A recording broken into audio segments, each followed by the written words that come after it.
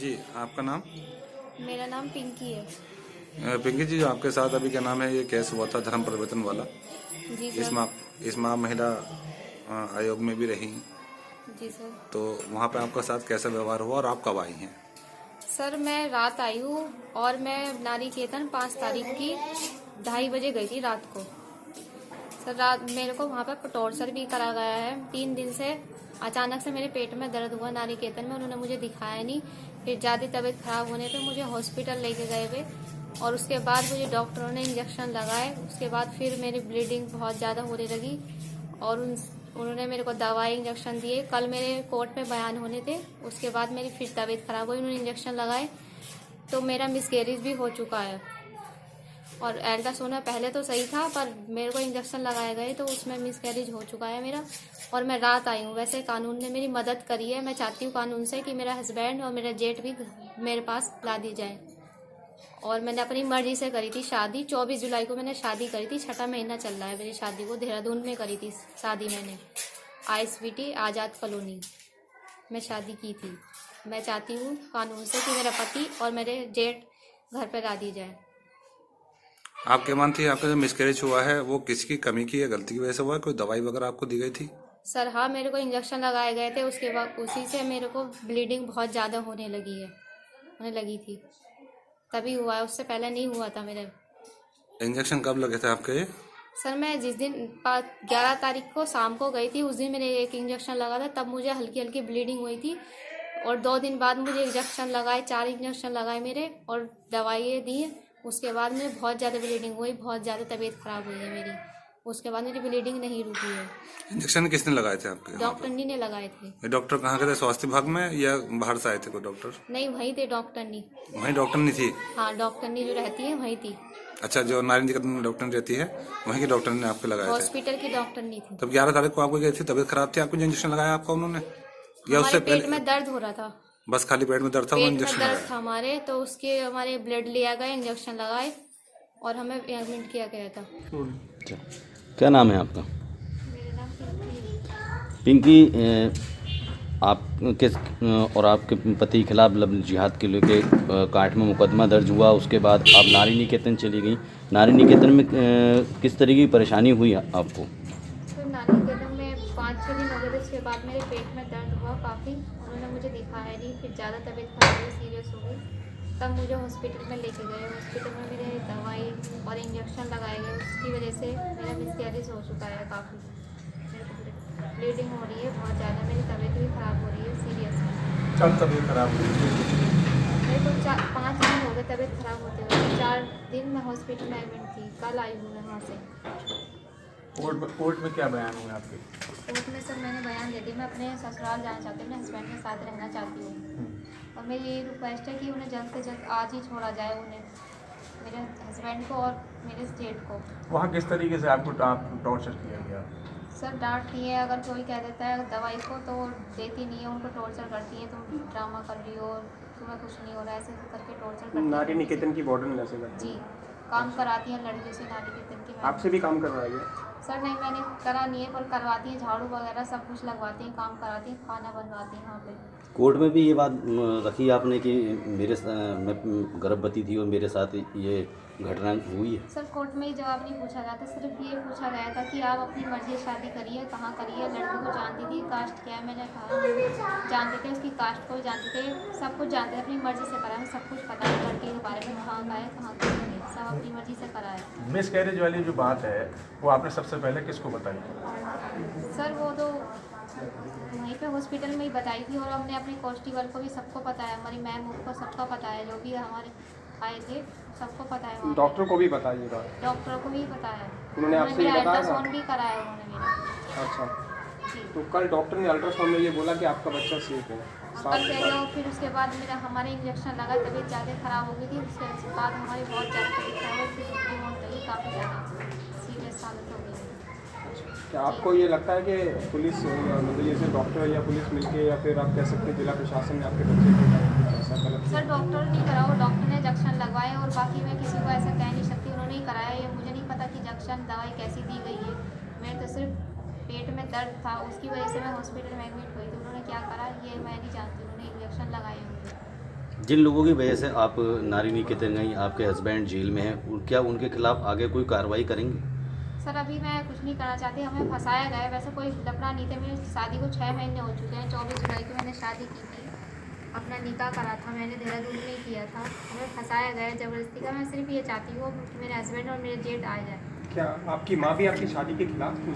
हाँ वो खिलाफ थी, पर मेरी मम्मी ने कुछ करा नहीं था। उन्हें ज़बरदस्ती वर्दंगल वालों ने बुलाया गया था, वो तब जबरदस्ती उसके बुलाई? हाँ घर से लेके आए थे उनको, तब ज़बरदस्ती मुकदमा उनसे दर्ज कराया गया। आशीष से कहाँ मुलाकात हुई?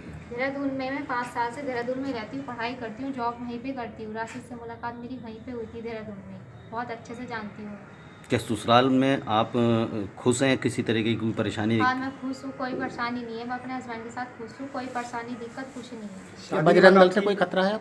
जी बजरंग दल के लोगों से कोई खतरा है? हाँ सर, उन्होंने ही करा था, जो भी करा है उनसे ही खतरा है मुझे, किनसे? वर्दंगल वालों से ही। अच्छा ये बताइए कि आप क्या आपकी माँ से बात होती थी शादी के बाद भी? सर 1-1.5 महीने बाद मेरी बात हुई थी, दीदी से बात हुई थी। फिर उन्होंने मेरे पे ऐसी मार पिटाई करी मुझे बुला के देहरादून में। उसके बाद फिर मेरे को जानलेवा हमला करा था, वहाँ से आ गई थी। उसके बाद मैंने बात करनी छोड़ दी थी, उन्होंने भी मुझसे बात करनी बंद कर दी। उसके बाद मेरा कोई कांटेक्ट नहीं हुआ। तो मतलब आपको मारा गया था आपने शादी करी थी? तो उसके बाद मेरा कोई कांटेक्ट नहीं हुआ। अब मैं अपनी ससुराल में आ रखी थी, 4-5 महीने हो गए यहाँ पे। तहसील जा रखे थे, तहसील से हम अपने कोर्ट में इसके पेपर वगैरह जो भी करना था वो ले गए हुए थे। उसके बाद हमें बजरंगल वालों ने पकड़ा ज़बरदस्ती में। अच्छा, देहरादून में आप क्या जॉब करती हैं? फाइनेंस में जॉब करती थी, मैंने कपड़े के शोरूम में भी जॉब की है। कितने पढ़े लिखे हो? BA कर रखा है मैंने। मैं क्या चाहती हो आप इन लोगों ने जिन आपके साथ गलत करा उन पर कार्रवाई होनी चाहिए? सर कर देना, पर फिलहाल अभी मैं चाहती हूँ मेरे हस्बैंड और मेरा जेठ आ जाना चाहिए आज। मेरी रिक्वेस्ट ये है आपसे सबसे। अच्छा आप अपना फ्यूचर अब कैसे देखती हैं? इतना कुछ हो गया, अब आपको क्या लगता है? सर अपना फ्यूचर हम अपना बना लेंगे। हम अपने हस्बैंड मेरे बहुत अच्छे हैं, मेरी रिस्पेक्ट करते हैं, सब चीज़ में साथ देते हैं, सब कुछ अच्छा है। मेरे ससुराल वाले सब अच्छे हैं, ससुराल में सब अच्छे हैं। जो आपके डॉक्यूमेंट हैं वो नारी निकेतन में आपको नारी वापस मिले? निकेतन में मेरे डॉक्यूमेंट्स ओरिजिनल सर, मेरे डॉक्यूमेंट्स चाहती हूँ कि मेरे डॉक्यूमेंट्स मेरे सारे वापस आ जाएं और थाने में ही मेरे डॉक्यूमेंट्स। अभी मेरे पास कोई पेपर नहीं है, मार्कशीट वगैरह सब कुछ, शादी के निकाह के पेपर भी सब वहीं जमा है। मेरे पास कुछ नहीं है अभी डॉक्यूमेंट्स। मेरे डॉक्यूमेंट्स मिल जाने चाहिए। ठीक है। अच्छा राशिद कितने पढ़े हैं वैसे? सर उनका पता नहीं है, वो कम ही पढ़े हुए हैं शायद। सैलून में वर्क करते हैं? जी अच्छा। सैलून में जॉब करते हैं। दिनांक 5/12/2020 को PURC ऑर्डिनेंस के तहत बिजनौर निवासी श्रीमती बाला देवी जी के द्वारा एक FIR कांठ थाने पे पंजीकृत कराया गया था, जिसमें उन्होंने ये बताया था कि उनकी लड़की को 2 लड़के धर्म परिवर्तन कराकर शादी करने की नीयत से ले गए। मौके पे वो थाने आई थी और उन्होंने एक कॉग्निजेबल ऑफेंस से रिलेटेड एक तहरीर दी, जिस पे FIR पंजीकृत हुआ और जो दोनों अक्यूज़्ड को लेकर के आई थी उनका जुडिशियल रिमांड लिया गया था प्रारंभिक जो साक्ष्य मिले थे वादी के बयान के बाद। उसके बाद जो लड़की थी उनको उनकी सुरक्षा के मद्देनज़र और कॉम्पिटेंट प्राधिकारी की अनुमति से उनको नारी निकेतन में रखा गया था। आगे जब इन्वेस्टिगेशन शुरू हुई तो जो लड़की थी उनकी उम्र 22 साल निकल के आई, उनके डॉक्यूमेंट्स वेरीफाई किए गए, वो मेजर थी। उसके बाद उनका 164 CRPC के तहत उनका स्टेटमेंट रिकॉर्ड कराया गया माननीय न्यायालय के समक्ष, जिसमें उन्होंने अपनी मर्जी से जाना बताया और अपनी शादी भी बताया कि इनकी शादी जुलाई में ही संबंधित लड़के के साथ इन्होंने कर ली है। धर्म परिवर्तन करना भी अपनी मर्जी से बताया और उसके बाद इन्होंने अपने ससुराल में जाने के लिए इच्छा जाहिर की। पुलिस के सामने भी इन्होंने ये चीज़ कहा कि अपने ससुराल जाना चाहती हैं। पुलिस के द्वारा जो इनके ससुराल के अन्य मेंबर थे उनको सुपुर्द किया गया। इसमें दोनों अक्यूज़्ड अभी जुडिशियल रिमांड में हैं और इसमें इन्वेस्टिगेशन अभी जारी है। जो भी इनके बयान है 164 में उसका अवलोकन किया जाएगा और जो भी साक्ष्य हैं उसके आधार पे आगे पुलिस को जो 173 के अंतर्गत रिपोर्ट प्रेषित करनी है या 169 के CRPC के अंतर्गत रिपोर्ट प्रेषित करनी है, उसके बारे में इन्वेस्टिगेशन के पश्चात जो भी साक्ष्य आएंगे उसके आधार पर निर्णय लिया जाएगा।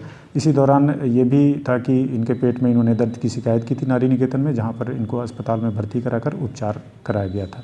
अभी अपने ससुराल में है और आगे की इन्वेस्टिगेशन अभी जारी है। सर जो पिंकी नाम की लड़की थी जिसने शादी की थी दूसरे धर्म के व्यक्ति से, एक मुकदमा दर्ज हुआ था कांठ थाने में, अब क्या मामला कोर्ट ने आदेश दिया है, क्या हुआ है इसमें?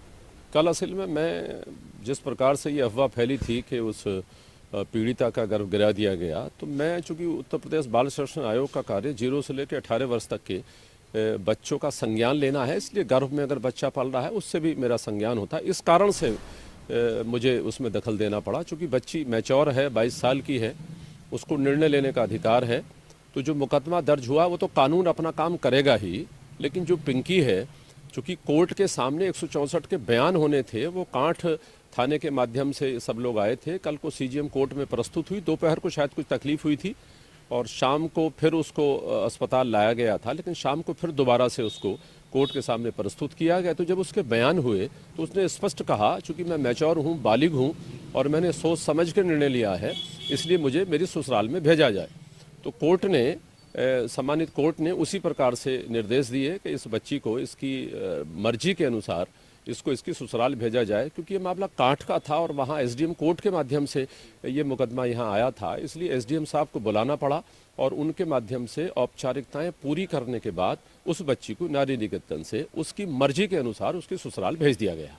सर, क्या लगता है, जिस तरह से बच्ची थाने में पुलिस के सामने भी कह रही थी कि 22 साल की हूँ, अपनी मर्जी से शादी की, लेकिन पुलिस ने उसकी नहीं सुनी और उसको मुकदमा दर्ज करके नारी निकेतन भेज दिया, तो क्या अगर पुलिस कानून को सही से समझती, उसकी बात को अहमियत देती, तो ये परेशानी उस लड़की को नहीं, ये बात अलग है। देखिए, ये समझने की आवश्यकता है, जो पीड़िता है उसकी माँ ने ये रिपोर्ट दर्ज कराई थी और उसको माँ को अधिकार है कि उसकी बेटी अगर उसकी सलाह के खिलाफ अगर जा रही है तो उसको निश्चित तौर पर रिपोर्ट कराने का अधिकार है, स्वतंत्रता का अधिकार है उसे कि वो अपनी बात को प्रस्तुत करे।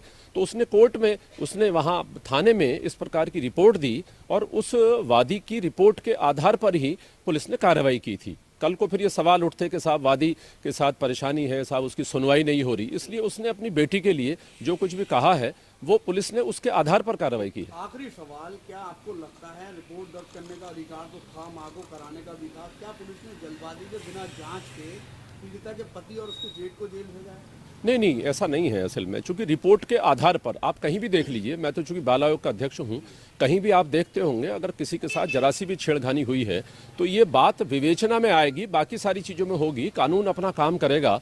तो उसको सबसे पहले छेड़खानी अगर हुई है तो आप देखते हैं कि पुलिस सबसे पहले उठा के उसको बंद करती है और उसके बाद कानून अपना काम करता है। उसका कहना ये था कि वो मुंसिफ मजिस्ट्रेट के यहाँ अपनी शादी का रजिस्ट्रेशन कराने गई थी और रास्ते से बजरंग दल के कार्यकर्ताओं ने उसको जबरदस्ती पकड़ा और थाने ले आए, तो क्या ये हक बनता था बजरंग दल के कार्यकर्ताओं? नहीं, मेरा तात्पर्य है कि देखिए वो कानून का अपना मसला है, मेरा काम उत्तर प्रदेश बाल आयोग का है, ये काम प्रवक्ता कहेंगे या भारतीय जनता पार्टी के बाकी लोग कहेंगे, मेरा कार्य केवल ये है कि उस बच्ची के गर्भ से जुड़ा हुआ मसला मेरे बाल आयोग से आता है और मैंने उसको संज्ञान लिया और ठीक तरीके से डील करके उस बच्ची को अस्पताल में भी उसकी देखरेख करके उसको घर भिजवाया है। तो निश्चित तौर कानून अपना काम कर रहा है और कानून अपने आधार पर अपना काम करेगा।